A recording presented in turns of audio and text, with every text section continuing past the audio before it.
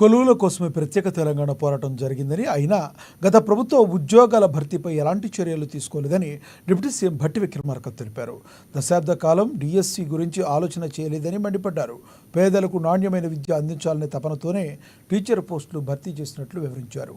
పాఠశాలలో మౌలిక వసతులు మెరుగుపరిచేందుకు ప్రత్యేక చొరవ తీసుకున్నామని తెలిపారు. రాష్ట్ర ప్రజానికం అందరికీ ఈ రోజు దాదాపు 10,006 మంది నూతనంగా రాష్ట్ర ప్రభుత్వం నిర్వహించినటువంటి పోటీ పరీక్షల్లో ఉద్యోగ పత్రాలు పొందుతున్నటువంటి మీ అందరికీ, మీ కుటుంబ సభ్యులకి, రాష్ట్రంలో నిరుద్యోగ యువకుల అందరికీ ఉద్యోగాలు రావాలని చెప్పి మనస్ఫూర్తిగా ఆశీర్వదించే తెలంగాణ రాష్ట్ర ప్రజానికం అందరికీ ముందుగా నా హృదయపూర్వకమైనటువంటి నమస్కారాలు తెలియజేస్తా ఉన్నాను.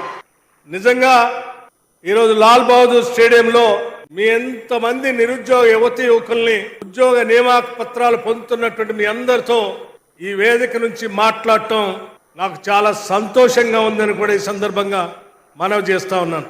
ఎక్కువగా మీ అందరితో మాట్లాడి మీ సమయాన్ని వృధా చేయలేను, కానీ కోరి కొట్లాడి తెచ్చుకున్న తెలంగాణ రాష్ట్రంలో కొలువుల కోసమే మన పోరాటం అంతా జరిగింది. దశాబ్ద కాలం పాలన చేసినటువంటి టిఆర్ఎస్ పార్టీ ఎప్పుడు కూడా ఉద్యోగాల నియామకాల గురించి ఆలోచన చేయలేదు. మరీ ముఖ్యంగా గ్రామీణ ప్రాంతాల్లో విద్యా బుద్ధులు నేర్పించేటువంటి ప్రభుత్వ పాఠశాలకు సంబంధించిన టీచర్ల నియామకాలకు సంబంధించి అసలు ఆలోచనే చేయలేదు. ఒక దశాబ్ద కాలం అసలు డిఎస్సి గురించి ఆలోచన చేయలేదు. మరి మేము వచ్చి సంవత్సరం కూడా కాలేదు.